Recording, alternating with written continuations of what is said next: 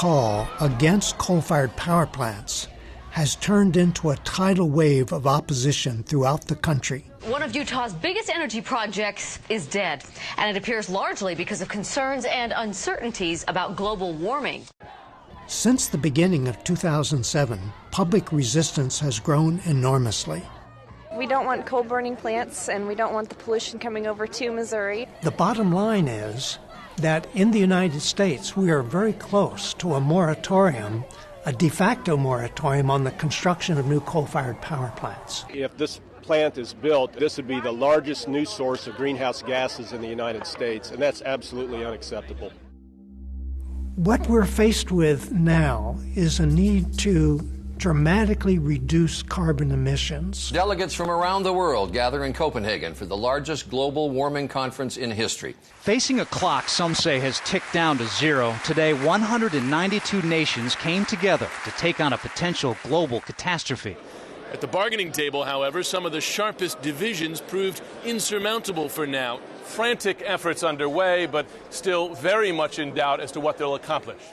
Though world leaders failed to reach a binding agreement in Copenhagen, most acknowledged the need to cut carbon emissions by 80%, but they talked about doing it by 2050. Lester Brown disagrees. They talk about doing it by 2050 because that's what seems to be politically feasible.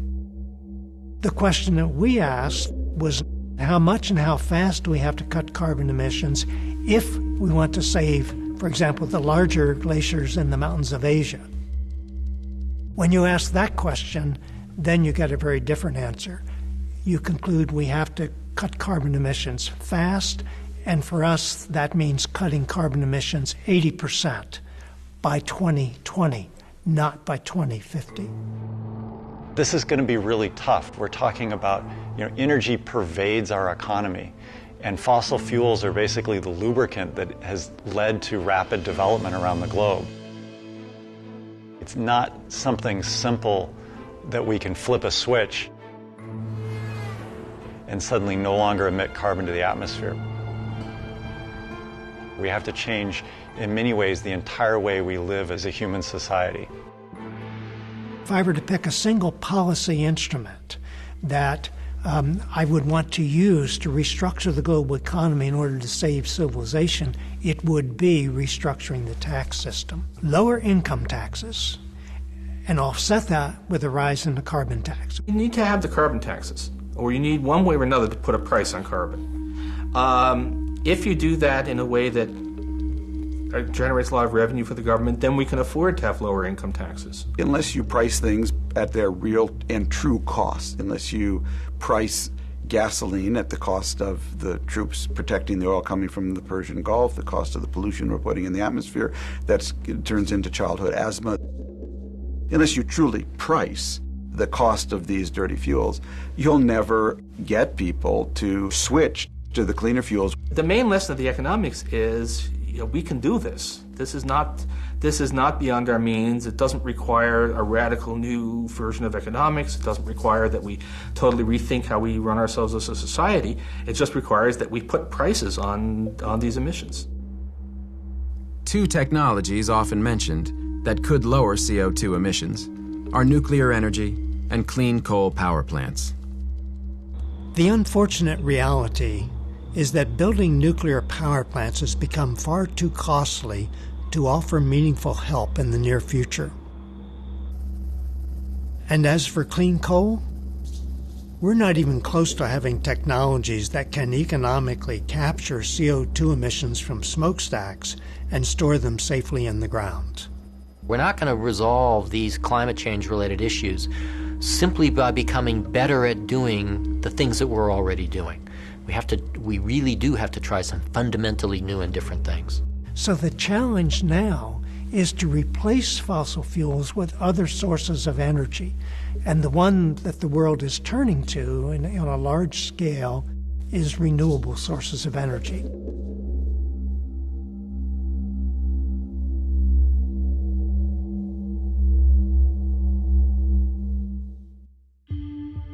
We are now seeing the emergence of the new energy economy. Texas, for years the leading oil-producing state, is now also the country's leading generator of electricity from wind. But Texas is not alone. Denmark gets 20% of its electricity from wind, and it's aiming for 50%.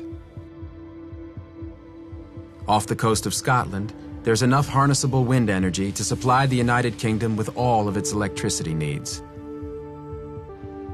And in China, massive wind complexes are being built that will equal the energy produced by 130 coal-fired power plants. But wind power is not the only renewable energy source available on a large scale. Geothermal heat is a huge source of energy. The easiest places in the world to develop it are areas where there is volcanic activity.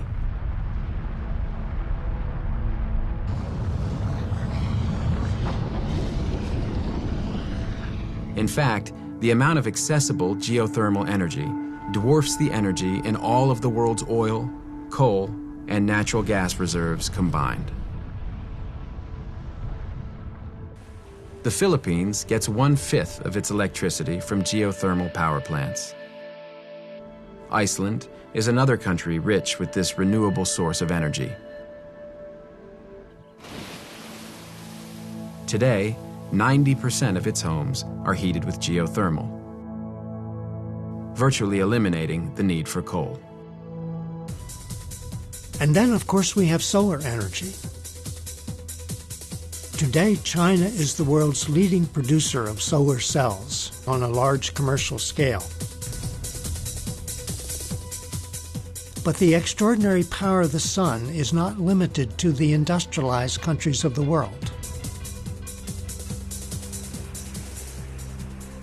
The deserts of the Middle East and North Africa have always been rich with oil. But many countries realize they won't be exporting oil forever. Together with a consortium of energy companies, they are now developing state-of-the-art solar power plants designed to export electricity to Europe. The Algerians point out that in their desert, which is most of the country, they have enough harnessable solar energy to power the world economy. That almost sounds like an error, a mathematical error, but it's not. In fact, the solar energy striking the Earth in 1 hour is sufficient to power the world economy for 1 year. We're really on the cusp of this sort of fundamental restructuring of the energy system in a way that, and on a scale that we've never really tried before. What we're now seeing is a fundamental change in the way the future can look. A future powered almost entirely with renewable, clean sources of energy. Featuring high-speed intracity connections. Urban landscapes built to complement a highly electrified economy. Residential homes surrounded by green space and located within walking distance of commercial centers and light rail transportation hubs. In the future, cities will be designed for people, not cars. And there will be much less noise and air pollution, thanks to hybrid plug-in cars, all-electric cars, and state-of-the-art light rail.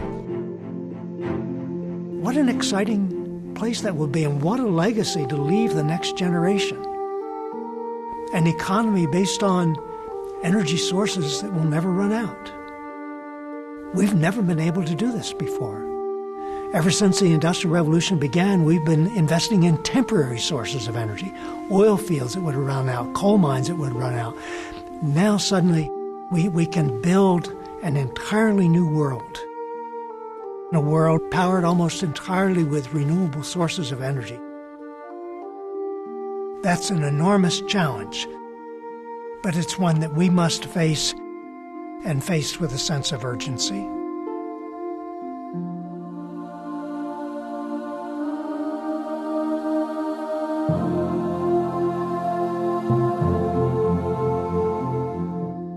When I look at the enormous challenges we're facing in the world, the need, for example, to restructure the world energy economy, shifting from fossil fuels to renewable sources of energy, I sometimes go back and reread the economic history of World War II.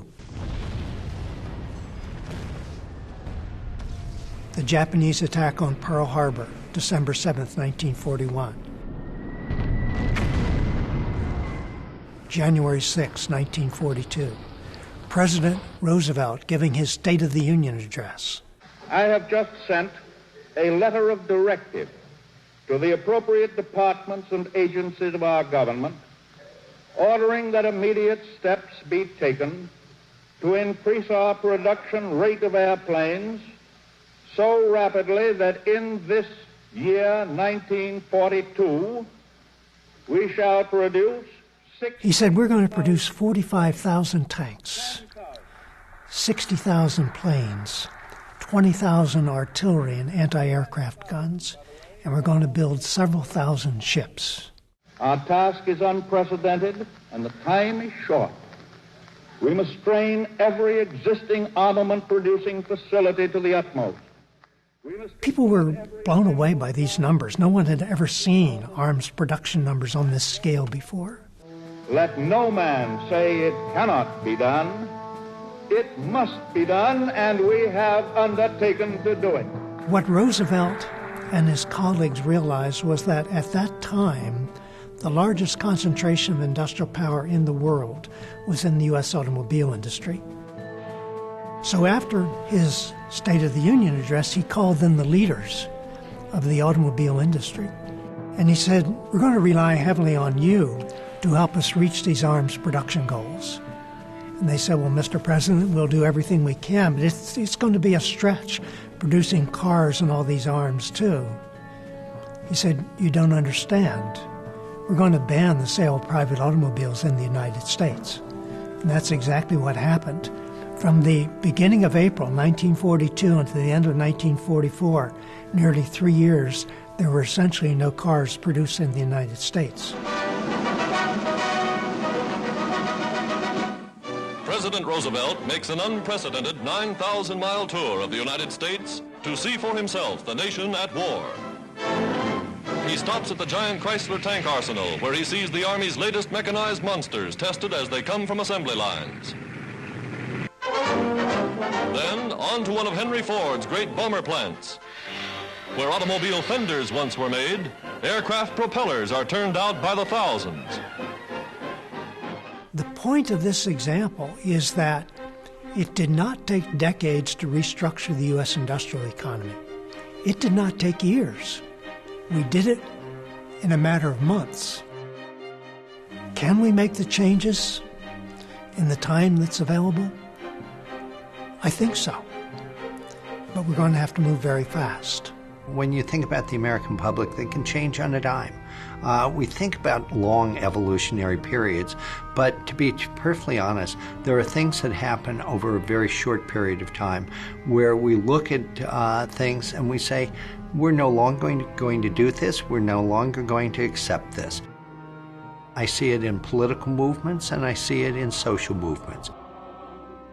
My personal experience during my lifetime with the dynamics of change is the civil rights revolution that began in the 1960s.